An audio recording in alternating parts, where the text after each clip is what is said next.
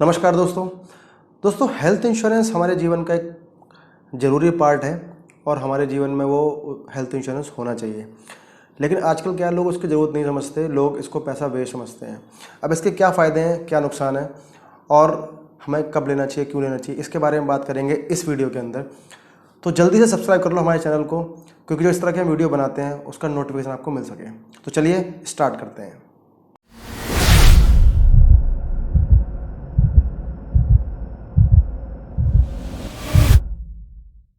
अब दोस्तों सबसे पहले बात करते हैं कि हेल्थ इंश्योरेंस होता क्या है। दोस्तों जिस तरह से हम गाड़ी का इंश्योरेंस कराते हैं अपनी गाड़ी के जो एक्सपेंसेस होते हैं उनको कवर करने के लिए, फ्यूचर एक्सपेंसेस जो कि एक्सीडेंट के बाद होते हैं, ऐसे ही हम हेल्थ इंश्योरेंस कराते हैं। जब भी हम बीमार पड़ते हैं या कोई एक्सीडेंट होता है तो उस कंडीशन में हम हॉस्पिटल जाते हैं और जो भी हमारा खर्चा होता है वो सब कुछ हेल्थ इंश्योरेंस कवर करता है। आपके सारे एक्सपेंसेस, चाहे वो एक्सीडेंट से रिलेटेड हों, चाहे वो इलनेस के रिलेटेड हों, कोई बड़ी या छोटी बीमारियाँ हों, वो सारी बीमारियाँ, सारे जो भी खर्चे होंगे वो हेल्थ इंश्योरेंस आपका कवर करता है। तो इसीलिए मैंने कहा कि ये बहुत ज़रूरी पार्ट है आपकी लाइफ का, इसको कराना बहुत ज़रूरी है। कई बार देखा गया है कि लोगों की मेहनत से कमाई गई इनकम जो कि वो लोग काफ़ी सालों से इकट्ठा करते हैं और किसी बीमारी की वजह से या किसी एक्सीडेंट की वजह से वो सारा पैसा उनका खर्च हो जाता है, या कई बार उनको अपना घर तक बेचना पड़ जाता है, जिससे कि उनका सारा जीवन की जितनी कमाई सब खत्म हो जाती है। लेकिन हेल्थ इंश्योरेंस क्या करता है, एक छोटा सा अमाउंट देकर आप पूरे साल के लिए कवर हो जाते हैं। आपको हर साल वो रिन्यू कराना पड़ता है, आप कवरेज आपकी हो जाती है, उसके अंदर जो भी आपका खर्चा आएगा वो सब कुछ कंपनी पे करती है। एक लिमिट तक कंपनी पे करेगी, जितना भी आप सम एश्योर्ड लेंगे, जितना भी आप कवर लेंगे वहाँ तक कंपनी आपको कवर करके देगी। हालांकि कम एज के हिसाब से कम सम एश्योर्ड चल जाएगा, ज़्यादा से एज के हिसाब से ज़्यादा, क्योंकि जब ज़्यादा एज हो जाती है तो फिर बीमारियाँ ज़्यादा आपको लगती हैं, तो ज़्यादा सम एश्योर्ड आपको ज़्यादा एज में चाहिए। लेकिन अगर आपकी एज कम है तो आप कम कवर भी करके उसको कर सकते हैं। लेकिन कराना सभी को ज़रूरी है, चाहे वो कम एज वाले हों चाहे वो ज़्यादा एज वाले हों, क्योंकि बीमारियों को कुछ नहीं पता, बीमारियां कभी भी आ सकती हैं और जब बीमारियां आएंगी तो फिर आपके खर्चे भी आएंगे। और आज की डेट में अगर देखा जाए तो जो खर्चे हैं हॉस्पिटल के या इस डॉक्टरों से रिलेटेड या हॉस्पिटल से रिलेटेड जो भी खर्चे आते हैं वो बहुत ज़्यादा बढ़ चुके हैं, क्योंकि ये कंपनियों ने क्या, जो हॉस्पिटल है उन्होंने क्या कर रखा है कि उन्होंने एक तरह की लूट मचाई हुई है। अगर आप हॉस्पिटल में जाते हैं तो जो खर्चा आपका 10 रुपये का है वो खर्चा आपको 40 रुपये का दिया जाता है, उसका जो बिल है उसको 40 रुपये का दिया जाता है। तो ये लूट हॉस्पिटल ने मचा रखी है। लेकिन कहीं ना कहीं अगर आप हेल्थ इंश्योरेंस कराते हैं और चीज़ें आपकी कवर हो जाती हैं तो उस खर्चे को आप बचा सकते हैं, उस खर्चे को आप कंपनी के ऊपर डाल सकते हैं। अब बात करते हैं कि जो हेल्थ इंश्योरेंस है वो क्या क्या चीज़ें कवर करता है। अब जैसे आपका एक्सीडेंट हो गया, या आपको कोई बीमारी है वो हो गई, या कोई प्रेगनेंसी है वो हो गई, वो भी हेल्थ इंश्योरेंस कवर करता है। या फिर अगर आप ओपीडी में जाते हैं तो वो भी इंश्योरेंस कवर करता है। या फिर जो डे केयर बीमारियां होती हैं जिनके लिए आपको एडमिट नहीं होना पड़ता, उस तरह की बीमारियां भी जो हेल्थ इंश्योरेंस है वो कवर करता है। लेकिन डिपेंड करता है प्लान के ऊपर कि प्लान में आपकी क्या क्या चीज़ दी हुई है। जैसे मैंने आपको बताया प्रेगनेंसी के बारे में या फिर ओपीडी के बारे में, ये चीज़ें आपके प्लान में होनी चाहिए। जब आप प्लान लेते हैं तो आपको ये चेक करना है कि ये चीज़ है या नहीं है। ज़रूरी नहीं है, क्योंकि नॉर्मली क्या होता है जो प्रेगनेंसी के प्लान है वो थोड़े से अलग आते हैं। या फिर अगर आपके मेन जो पॉलिसी है उसमें अगर आपको प्रेगनेंसी कवर करके देते हैं तो उसमें टाइम के बाद, कुछ टाइम के बाद 2 साल या 3 साल के बाद, 4 साल के बाद आपको प्रेगनेंसी कवर करके देते हैं। उसमें भी एक लिमिट लगा देते हैं, जैसे कि मान लीजिए 35,000 रुपये आपको नॉर्मल प्रेगनेंसी पे मिलता है और 50,000 रुपये आपको सिजेरियन प्रेगनेंसी पे मिलता है। सिजेरियन अगर बच्चा होता है तो उसमें मिलता है। तो अलग अलग प्लान के ऊपर डिपेंड करता है, अलग अलग पॉलिसी का। और प्रेगनेंसी के लिए भी कुछ पॉलिसीज़ अलग आती हैं जिसमें अप टू सम एश्योर्ड तक भी कवर करते हैं, तो वो भी आप चेक कर सकते हैं। लेकिन बेसिकली मेरा ये बताने का मतलब ये है कि जो प्लान है, जो हेल्थ इंश्योरेंस है, वो एक्सीडेंट, कोई भी एक्सीडेंट अगर किसी तरीके का होगा वो कवर करेगा। कोई इलनेस, कोई बीमारी किसी भी तरीके से हो जाएगी वो भी कवर करेगा।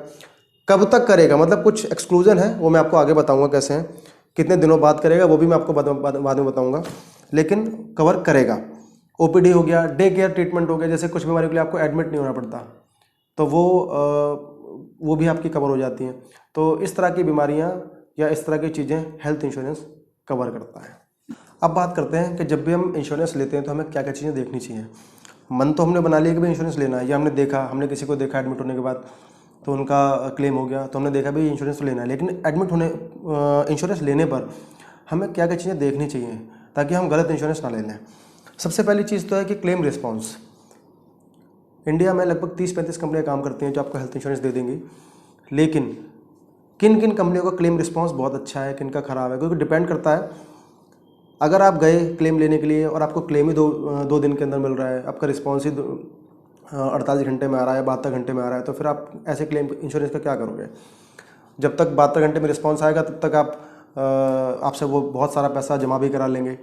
तो आपका पॉलिसी ऐसा होना चाहिए, या आपकी जो जिस कंपनी से आपने इंश्योरेंस लिया है वो कंपनी ऐसी होनी चाहिए जिसका रिस्पॉन्स बहुत फास्ट हो। जैसे मैं बात करता हूँ HDFC अर्गो की, बात करता हूँ टाटा AIG की, ICICI लोम्बार्ड की, या फिर बात करते हैं केयर हेल्थ इंश्योरेंस की, नीवा वूपा की।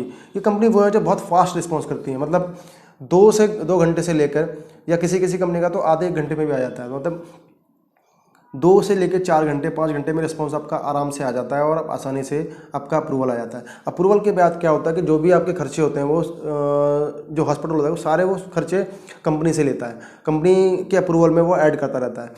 अगर अप्रूवल नहीं आएगा तो फिर वो आपको कैश में जमा करना पड़ेगा। जब 2 दिन में अप्रूवल आएगा तब जाके वो आपको जब भी आप डिस्चार्ज होते हैं तो आपको वो पैसा वापस करते हैं फिर। तो इस चीज़ से आपको बचना है कि कंपनी, एक तो आपको कंपनी देखनी है जो कंपनी अच्छी हो।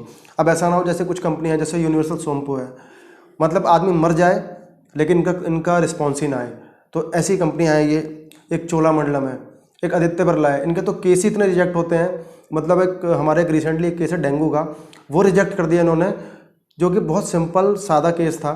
मतलब इनसे तो आपको बच के रहना है बिल्कुल। ऐसी कंपनियों को आपको सर्च करना है कि कंपनियां कौन सी अच्छी। मेरे हिसाब से मैं आपको 4-5 कंपनियों के नाम बताता हूँ जो मैंने आपको बताया अभी, HDFC, Tata AIG, care health insurance, Niva Bupa, Bajaj Allianz, star health insurance, IFFCO Tokyo. ये कंपनी अच्छी हैं। इसके अलावा भी और कंपनियाँ अच्छी हैं, जैसे गोडेजिट हो गया, ये कंपनी भी अच्छी है। तो इनसे आप जब इंश्योरेंस लेते हैं तो ये चीज़ें जरूर चेक करें कि किसका रिस्पॉन्स कितना फास्ट है। उसके अलावा बात करते हैं रूम और ICU कैटेगरी की। ये चीज़ बहुत ध्यान देने वाली बात है कि अगर आप 3 लाख रुपए तक का इंश्योरेंस ले रहे हैं तो आपको एक कैपिंग मिल सकती है उसके अंदर। कैपिंग से मेरा मतलब है कि जब आप इंश्योरेंस ले रहे हैं 3 लाख रुपए का, तो जो रूम कैटेगरी होगी वो सिर्फ 1% मिलेगी आपको। रूम कैटेगरी मिलेगी नॉर्मल, और 1% आपको खर्चा कंपनी पे करेगी। अब 3 लाख रुपए का सम एश्योर्ड है, 3 लाख रुपए का आपने कवर लिया है, उसका 1% होता है 3,000 रुपये। 3,000 रुपये में कौन सा रूम आता है? तो रूम आज की डेट में कम से कम 7,000, 8,000, 10,000 रुपये, 15,000 तक के रूम मिलते हैं, जो कि सिंगल प्राइवेट रूम मिलते हैं। तो कोशिश करनी है कि जो भी हम जिसमें भी पॉलिसी में हम देख रहे हैं या सर्च कर रहे हैं, उसमें हमें ये चेक करना है कि हमें रूम का कितना पैसा कंपनी पे करेगी। हमें वो पॉलिसी लेनी है जो अप टू सम एश्योर्ड पे करे। ऐसे ही ICU में 2% पे करती है। 2% मतलब 3 लाख का 6,000 रुपये। तो 6,000 रुपये में क्या होगा ICU का? ICU का जो डेली खर्चा हो सकता है वो 10,000 भी हो सकता है, 20 भी हो सकता है, 30,000 भी हो सकता है। तो हमें वो पॉलिसी लेनी है इसमें अप टू सम एश्योर्ड, जितना हमारा कवर है तब तक ICU का उसमें कवरेज हो। तो ये चीज़ें हमें ध्यान देनी है। तो जब भी आप 3 लाख की पॉलिसी ले रहे हैं तो ये जरूर चेक कर लें कैपिंग है नहीं। अदरवाइज 4 या 5 लाख से ऊपर की जो पॉलिसी लेंगे उसमें आपको कैपिंग नहीं मिलेगी। ज़्यादातर कंपनियों में कोई प्लान सस्ता है तो हो सकता है मिल जाए, लेकिन मैक्सिमम केसेस में आपको 5 लाख से ऊपर कैपिंग नहीं मिलेगी। 4 लाख या 3 लाख वाले में या 2 लाख वाले में मिलेगी, मिल सकती है, ज़्यादा चांसेस होते हैं मिल जाती है। अब उसके बाद बात करते हैं प्री एंड पोस्ट हॉस्पिटलाइजेशन के बारे में। जब भी आप एडमिट होते हैं, एडमिट होने से पहले के खर्चे, एडमिट होने के बाद के खर्चे, कौन सी कंपनी कितने दिन तक कवर कर रही है। जैसे नीवा ऊपा कवर करती है, अगर मान लीजिए आप किसी बीमारी के लिए एडमिट हुए हो, लेकिन उसका जो मेडिकल टेस्ट है या उसके चेकअप्स आप पिछले 1 महीने से करा रहे हैं, तो कंपनियां उनको भी कवर करती हैं। अब हो सकता है 2 महीने पहले से भी करा रहे हो, तो कंपनी कितना कवर कर रही है? 30 दिन का प्री करेगी, 60 दिन का पोस्ट करेगी। जैसे ICICI लोम्बार्ड है, वो 30 दिन पहले के खर्चे कवर करती है और डिस्चार्ज होने के बाद 60 दिन तक के खर्चे कवर करती है। लेकिन अगर यही बात करें नेवा ऊपा के बारे में, तो नेवा ऊपा 60 दिन पहले के खर्चे कवर करती है और 180 दिन बाद, मतलब 6 महीने बाद तक के खर्चे कवर करती है। तो ये चीज़ बहुत ज़रूरी है, क्योंकि डिस्चार्ज होने के बाद आपका की जो दवाइयाँ हैं वो कितने दिन तक चलेंगी आपको भी नहीं पता। तो मैक्सिमम जितना होगा पोस्ट जो होगा हॉस्पिटलाइजेशन का, वो कितने दिन का होगा वो ज़्यादा मायने रखेगा। तो कोशिश करें ज़्यादा से ज़्यादा दिन का आपको मिल जाए। अब बात करते हैं, चौथे नंबर पर आता है TPA या इन हाउस क्लेम। देखिए, जब भी आप कोई पॉलिसी कराते हैं तो उसमें 2 तरह से क्लेम पास होते हैं। या तो कंपनी खुद पास करेगी तो इन हाउस क्लेम माना जाएगा, या कंपनी अपने पास, कुछ कंपनियां TPA क्लेम भी रखती है। मतलब TPA थर्ड पार्टी कंपनी होती है, उसको कंपनी सारी चीज़ें दे देगी, भाई आप इस चीज़ को आप हमारे क्लेम्स को देखेंगे। तो पहले टीपीए के पास क्लेम जाएगा, उसके बाद टीपीए पास करेगा, फिर कंपनी से अप्रूवल, कभी कई बार होता है कंपनी से अप्रूवल आता है। तो वो चीज़ हमेशा ध्यान रखने की, इन हाउस क्लेम जो मिल जाए आपको वो ज़्यादा अच्छा है, वो सीधा कंपनी के पास जाएगा। लेकिन जो टीपीए क्लेम होंगे तो एक थर्ड पार्टी बीच में होगा आपके और कंपनी के। उसमें क्या होगा, पहले थर्ड पार्टी के पास क्लेम जाएगा, उसके बाद मान लो उन्होंने पास कर दिया, ठीक है, अगर कोई अप्रूवल चाहिए तो फिर वो कंपनी के पास जाएगा, वहाँ से अप्रूवल आएंगे, उसके बाद फिर वो आपका क्लेम पास करेंगे। या फिर आपको कोई कंप्लेंट भी करनी है तो इन हाउस में सीधा कंप्लेंट आपको कंपनी के पास जाएगी। थर्ड टीपीए में क्या होगा, टीपीए को कंप्लेंट करोगे, फिर कंपनी को कंप्लेंट करोगे, तो अलग ये सारी चीज़ें अलग अलग हो जाएंगी। हालांकि कोई इससे फ़र्क नहीं पड़ता, सारी चीज़ें लगभग क्लेम टीपीए में भी आसानी से मिल जाते हैं, इन हाउस में भी आसानी से मिल जाते हैं, लेकिन कोशिश ये करनी है कि इन हाउस क्लेम मिल जाए तो ज़्यादा अच्छा है। अब बात करेंगे वेटिंग पीरियड की। पॉलिसी लेते वक्त ये जरूर चेक करना है कि बीमारियों के लिए वेटिंग पीरियड कितना है। कोई भी नई पॉलिसी आप लेते हो तो आपको 30 दिन तक कोई भी बीमारी आपकी कवर नहीं होती है। सिर्फ एक्सीडेंट कवर होगा पहले दिन से, अदरवाइज जो उसके बाद जो बीमारियां कवर होंगी वो 30 दिन के बाद कवर होंगी। अब 30 दिन के बाद क्या बीमारी कवर होंगी, तो लिस्ट तो बहुत लंबी है, कवर होने वाली भी और ना कवर होने वाली भी, लेकिन एक अंदाज़ा मैं आपको बताता हूँ। जो बीमारी आपको अचानक से हो सकती है, जैसे कि आपका बुखार हो गया, कोई डेंगू हो गया, कोई मलेरिया हो गया, या कोई हार्ट अटैक आ गया, कुछ जो फर्स्ट टाइम हार्ट अटैक आया, ये बीमारियाँ ऐसी हैं जो आपको अचानक से हो सकती हैं, ये आपके 30 दिन बाद कवर्ड है। लेकिन कुछ बीमारी जिनको होने में टाइम लगता है, जैसे कि आपका शुगर हो गया, डायबिटीज़ हो गया, या कोई और लीवर किडनी से रिलेटेड बीमारी हो गई, HIV एड्स हो गया। हालांकि HIV तो कंपनी कवर नहीं करती, कुछ कंपनी शायद करती हैं लेकिन ज़्यादातर कंपनी नहीं करती। तो इस तरह की बड़ी बीमारियों को, शुगर, डायबिटीज, इस तरह की बड़ी बीमारियों को, या जो आंखों से रिलेटेड होती हैं बीमारियां, उनको कंपनियां 2 साल के बाद कवर करती हैं। कुछ कंपनी 1 साल के बाद कवर करती हैं, कुछ ज़्यादातर कंपनियां 2 साल के बाद कवर करती हैं। तो ये चीज़ आपको ध्यान देना है कि आपकी बीमारियां 30 दिन के बाद कौन सी कवर हो रही हैं, बाकी जो 2 साल के बाद कवर होनी है वो कौन सी बीमारी कवर होनी है। और हाँ, कुछ बीमारियां जैसे कि आपको पहले से हैं, क्लेम जो पॉलिसी लेने से पहले से आपको कोई अगर बीमारी है तो वो PED में आती है, प्री एग्जिस्टिंग डिजीज़। अगर ऐसी कोई भी बीमारी आपको है तो वो आपको कंपनी को बताना है। तो जब आप पॉलिसी लेते हैं तो पॉलिसी लेने पर कंपनी को अगर आप बताएंगे तो कंपनी हो सकता है उसको 2 साल के बाद कवर कर ले, और हो सकता है 2 की जगह 3 साल या 4 साल के बाद कवर करे, या फिर ऐसा हो सकता है कि वो कंपनी उसको परमानेंट एक्सक्लूड भी कर सकती है, या फिर आपके प्रीमियम को थोड़ा सा बढ़ा सकती है उसके लिए। तो ये डिपेंड करेगा उस टाइम में जब आप पॉलिसी लेंगे। तो ये इस चीज़ का आपको ध्यान रखना है कि वेटिंग पीरियड का जरूर पता कर लें कि किस कंपनी में कितना वेटिंग पीरियड हमें मिल रहा है। उसके बाद बात करते हैं जो मेन चीज़ है वो है नेटवर्क हॉस्पिटल्स का। कौन सी कंपनी कैशलेस है आजकल, वैसे ज़्यादातर सिटीज़ में तो सारी कंपनी आपको मिल जाती हैं, लेकिन अगर आप सिटी से बाहर की तरफ रहते हैं, आप किसी गांव वाले एरिया में रहते हैं, तो ये चीज़ आपको ज़रूर चेक करनी है कि आपके आसपास जो हॉस्पिटल पड़ते हैं वो कवर है या नहीं है, या कवर है तो कितने हॉस्पिटल हैं, और उसकी लिस्ट आपको ज़रूर लेनी है पॉलिसी करने के बाद, पॉलिसी लेने के बाद, क्योंकि इमरजेंसी में आपको वही हॉस्पिटल काम आएंगे, वही लिस्ट आपको काम आएगी। तो ये चीज़ हमेशा आपको ऐसा ना हो कि जब ज़रूरत पड़े तब आप लिस्ट मांगने बैठो, ऐसा नहीं करना है। तो पहले ही आपको, जब भी आप एजेंट से पॉलिसी कराएं या किसी से पॉलिसी लें, तो लिस्ट आप पहले ही रख लें अपने पास, ताकि इमरजेंसी के केस में वो आपकी ज़रूरत पूरी हो जाए। उसके बाद बात करते हैं कंज्यूमेबल्स के बारे में। कुछ चीज़ें ऐसी होती हैं जो कि आपकी पॉलिसी में कवर नहीं होती, जिनको बोलते हैं कंज्यूमेबल आइटम या फिर नॉन मेडिकल आइटम, जैसे कि आपके RMO चार्जेस हो गए, या फिर आपका ग्लव्स को खाने पीने का खर्चा हो गया। तो इस तरह के चार्जेस होते हैं वो कवर नहीं होते। तो इसके लिए क्या करते हैं, पॉलिसी लेते वक्त आप एक राइडर ले सकते हो। अगर आप नॉर्मल पॉलिसी ले रहे हो, बिना राइडर के ले रहे हो, तो आपको ये चार्जेस पे करने पड़ेंगे, और ये चार्जेस आपके 1000 रुपये से लेकर 10,000, 20,000, 50,000 तक भी हो सकते हैं। डिपेंड करता है केस टू केस, आप किस चीज़ के लिए एडमिट हुए हो, क्या बीमारी है, तो वो सब डिपेंड करेगा कि आपके लिए कितने कंज्यूमेबल्स यूज़ किए गए हैं। मेरे हिसाब से बुखार में या फिर जो इन्फेक्शन के केस होते हैं उनमें कंज्यूमेबल्स आइटम ज़्यादा लगते हैं, नॉर्मल केसेस में कम लगते हैं। तो ये चीज़ अब आपको देखनी है, और आपको एक राइडर कुछ पैसे देकर, 1000-1500 रुपये देकर एक राइडर ऐड हो जाता है, जिसमें कि आपके नॉन मेडिकल चार्जेस भी कंपनी पे करती है। तो कोशिश करें कि उस राइडर को जरूर ऐड करा लें, ताकि जो आपके चार्जेस हैं, अब मान लीजिए आप बुखार के लिए एडमिट हुए, बिल है आपका 2 लाख रुपये, अगर आपको 25,000 रुपये अपनी जेब से देने पड़ेंगे तो फिर क्या फ़ायदा होगा। लेकिन 1500 रुपये अगर आप एक्स्ट्रा दे देते हैं उसके लिए, तो आपके वो सारे चार्जेस कवर हो जाते हैं और कंपनी ही उसको पे करेगी। तो ये आप जरूर उसमें एक बार चेक कर लें। अब बात करते हैं को पेमेंट की। कई बार क्या होता है, पॉलिसीज आप ले लेते हैं, उसमें को पेमेंट आ जाती है। को पेमेंट का मतलब होता है कि को पेमेंट होगी 80-20 की, भाई 80% कंपनी पे करेगी, 20% आप पे करोगे। तो कुछ प्लान्स ऐसे होते हैं जिनमें कि को पेमेंट लगी होती है, या फिर अगर आपकी पॉलिसी 60 साल से ऊपर की हो जाती है, मतलब आपकी पॉलिसी चल रही है, आपकी एज 60 साल हो चुकी है, आप 61 साल में चले गए हैं, तो ज़्यादातर कंपनियों में को पेमेंट ऑटोमेटिकली लग जाती है। जो कि लगभग 20% के आसपास होती है।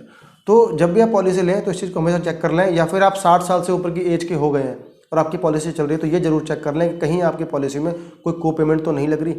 को पेमेंट में क्या होगा, अगर आपका बिल 1 लाख रुपए का तो 20,000 रुपये आपको देने पड़ेंगे, 80,000 रुपये कंपनी पे करेगी। 80-20 का उसमें रेशियो आ जाएगा। लेकिन यहाँ पर भी एक को पेमेंट वेवर का राइटर होता है, उसको लगाने के बाद आप उस चीज़ को कवर कर लेंगे और जो भी को पेमेंट होगा वो भी कंपनी पे करेगी। प्लस कुछ प्लान जो सस्ते मिल जाते हैं मार्केट के अंदर उसमें भी को पेमेंट हो सकती है, तो ये को पेमेंट जरूर चेक कर लें। अदरवाइज कहीं खर्चा आए 10 लाख रुपये और 2 लाख रुपये अपनी जेब से आपको अगर पे करने पड़े तो फिर आपके लिए वो दिक्कत ज़्यादा हो जाएगी। अब बात करते हैं ग्रुप पॉलिसी और इंडिविजुअल पॉलिसी के बारे में। इंडिविजुअल पॉलिसी मेरा मतलब ये नहीं कि एक सिंगल आदमी की।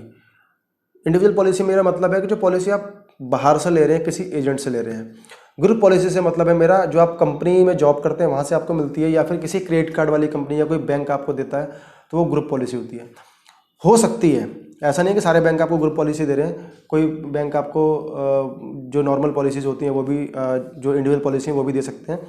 अदरवाइज जैसे क्रेडिट कार्ड की कुछ कंपनियाँ हो गई तो ज़्यादातर पॉलिसीज़ ग्रुप पॉलिसी देती हैं। उनमें आपको क्या नुकसान है, नॉर्मल पॉलिसीज़ में आप कंपनी को पोर्ट कर सकते हैं। अगर आपको मान लीजिए जैसे वोडाफोन से एयरटेल में पोर्ट कर सकते हैं या जियो से वोडाफोन में पोर्ट कर सकते हैं, वैसे ही आप हेल्थ इंश्योरेंस कंपनी को भी स्विच कर सकते हैं। मान लीजिए आपको स्टार हेल्थ इंश्योरेंस आपने इंश्योरेंस कराया, आपने 2 साल पॉलिसी चलाई, आपको पसंद नहीं आई वो, या आपको लगता है कि भाई कंपनी ठीक नहीं चल रही, तो आप नेवा ऊपर में शिफ्ट हो सकते हैं, आप HDFC अर्गो में शिफ्ट हो सकते हैं।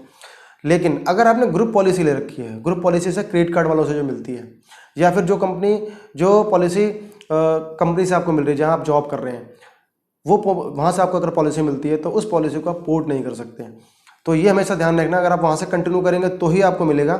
मान लीजिए जॉब छोड़ दिया आपने तो पॉलिसी आपकी ख़त्म हो जाएगी, आपको दोबारा पॉलिसी करानी पड़ेगी और उस पॉलिसी में सारे जो एक्सक्लूजन है, जो 2 साल का वेटिंग पीरियड है, 4 साल का वेटिंग पीरियड है, वो दोबारा से एप्लीकेबल होगा। ऐसे ही जो क्रेडिट कार्ड वाले ग्रुप पॉलिसीज़ होती हैं या बैंक की जो ग्रुप पॉलिसीज़ होती हैं उनसे बचें, उनको ना कराएं, क्योंकि वहाँ पर स्विच करने का कोई ऑप्शन नहीं है, आप उसको स्विच नहीं कर सकते। हो सकता है कि कुछ स्टार्टिंग में आपको उस ग्रुप पॉलिसी में ज़्यादा फैसिलिटी मिल जाए एक इंडिविजुअल नॉर्मल पॉलिसी से, लेकिन भविष्य में जाके आपको जो नॉर्मल जो आपने एजेंट से बाहर पॉलिसी ली है या आप किसी वेबसाइट से आपने पॉलिसी परचेज की, वहाँ से जो पॉलिसी मिलेगी आपको, वहाँ पर आपको ज़्यादा बेनिफिट मिलेगा भविष्य में जाके। तो ये ग्रुप पॉलिसी से आपको बचना है, ग्रुप पॉलिसी को आपको नहीं कराना है। कंपनी से अगर आपको मिलती है तो आप ले लीजिए, क्योंकि आप वहाँ से आपको लेना पड़ेगा।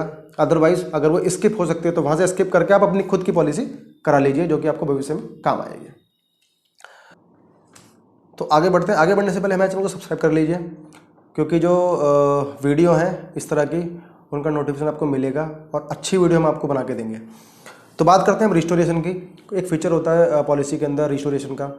जो भी आपका सम एश्योर्ड होता है, मान लीजिए आपने 5 लाख का सम एश्योर्ड लिया है और 5 लाख रुपये आपके खर्च हो जाते हैं किसी बीमारी में, तो वो पॉलिसी आपकी दोबारा से रिस्टोर हो जाती है, दोबारा से उसमें 5 लाख रुपये आ जाते हैं। अब कई प्लान में वो सेम बीमारी के लिए भी आ सकते हैं और अदर बीमारी के लिए भी आ सकते हैं, तो वो डिपेंड करेगा प्लान के ऊपर कि मान लीजिए अगर आप नेवा ऊपर से एक प्लान ले रहे हैं जो कि रीएश्योर के नाम से, तो उसमें आपको रिस्टोरेशन बेनिफिट मिलेगा सेम बीमारी के लिए भी। लेकिन अगर आप केयर से ले रहे हैं तो उसमें अदर बीमारी के लिए मिलेगा, मतलब आपकी फैमिली में कोई और एडमिट होता है या फिर जिस बीमारी पे आप क्लेम ले चुके हैं उस बीमारी को छोड़ के किसी दूसरी बीमारी पे उस पर क्लेम मिल जाता है। तो ये चीज़ चेक करनी है, रजिस्ट्रेशन मिल जाए और सेम बीमारी के लिए मिल जाए तो वो ज़्यादा अच्छा है। उसके बाद बात करते हैं नो क्लेम बोनस की। ये भी ध्यान रखना है कि अगर आप क्लेम नहीं ले रहे हैं, मान लीजिए पॉलिसी आप 4 साल से चला रहे हैं, आपने कोई क्लेम नहीं लिया, तो कुछ तो बेनिफिट आपको मिलना चाहिए एक्स्ट्रा। तो ये देखना है कि नो क्लेम बोनस किस में मिल रहा है ज़्यादातर। जैसे मणिपाल सेक्टर में 5% मिलता है आपको एनुअली, लेकिन उसमें कम नहीं होता, क्लेम लेने पर उसमें कम नहीं होता। केयर में 10% मिलता है, लेकिन एक राइडर लगाते हैं तो केयर में 60% भी मिल जाता है। नीवा वूपा में ऑटोमेटिकली 20% मिलता है। तो ये डिपेंड करता है प्लान के ऊपर, किस किस प्लान में कितना मिल रहा है, लेकिन कोशिश करिए आपको 10-20% तो कम से कम मिल ही जाए, 10% या 20%, जिससे कि आप क्लेम नहीं लेते हैं तो कवर आपका बढ़ता है। और जब आप पहली बार कभी क्लेम लेंगे तो पूरा जो कवरेज होगा नो क्लेम बोनस के साथ वाला, वो सारा आपके लिए एक बार में काम आ जाएगा। उसके अलावा बात करते हैं कुछ और जो बेनिफिट होते हैं जो आप ले सकते हैं, जैसे कि होम केयर हो गया। अगर आप एडमिट नहीं हो सकते तो जो हॉस्पिटल के जो डॉक्टर हैं वो घर पर आकर आपका ट्रीटमेंट कर सकते हैं। या फिर एम्बुलेंस का खर्चा हो गया, ये कंपनी कौन सी कितना खर्चा कंपनी पे कर रही है। या फिर मान लीजिए मेडिकल चेकअप आपको कितना मिल रहा है, जो कुछ कंपनियां हैं कि पहले साल से मेडिकल चेकअप आपको देती हैं, कुछ कंपनियां आपको 2 साल के बाद मेडिकल चेकअप देती हैं। तो ये आपको देखना है कि मेडिकल चेकअप आपको साल में कितनी बार मिल रहे हैं। तो इस तरह के कुछ छोटे छोटे बेनिफिट्स हैं, ये भी आप उसमें से ले सकते हैं। आप जब भी इंश्योरेंस कराते हैं तो ये आपको, जब भी आप पॉलिसी लेंगे तो आपको प्रॉपर तरीके से सारी चीज़ें चेक करनी है, ब्रोशर चेक करना है कि पॉलिसी में क्या क्या मिल रहा है। ये नहीं कि एजेंट ने जो बोल दिया वो जो मर्जी है वो ले लिया, ऐसा नहीं करना है। जो भी ब्रोशर आपको, जो भी आप पॉलिसी ले रहे हैं, थोड़ा सा आपको ध्यान देना पड़ेगा उसमें, थोड़ा सा ब्रोशर मंगा के उसको पढ़ना है, उसके बारे में पता करना है। उस कंपनी का क्लेम रेशियो चेक करना है कि कंपनी कितने क्लेम दे रही है। अगर उसका क्लेम 95%, 96% है, 90% तक भी है तो अच्छा है, उससे कम आ रहा है तो थोड़ा सा ख़राब है, मतलब आपके क्लेम अटकने का चांस ज़्यादा है। तो ये चीज़ आपको ध्यान देनी है।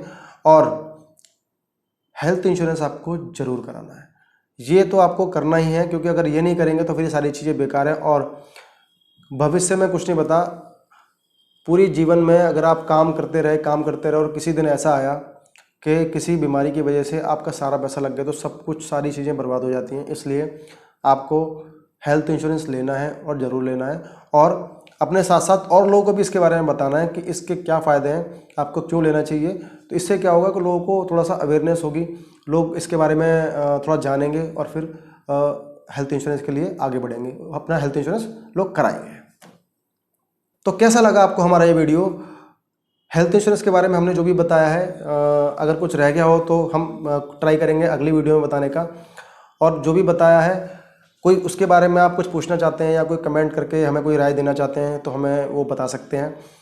हमारे चैनल को सब्सक्राइब कर लीजिए, क्योंकि जो इस तरह की वीडियो हम बनाते हैं उसका नोटिफिकेशन आपको आ जाए। धन्यवाद।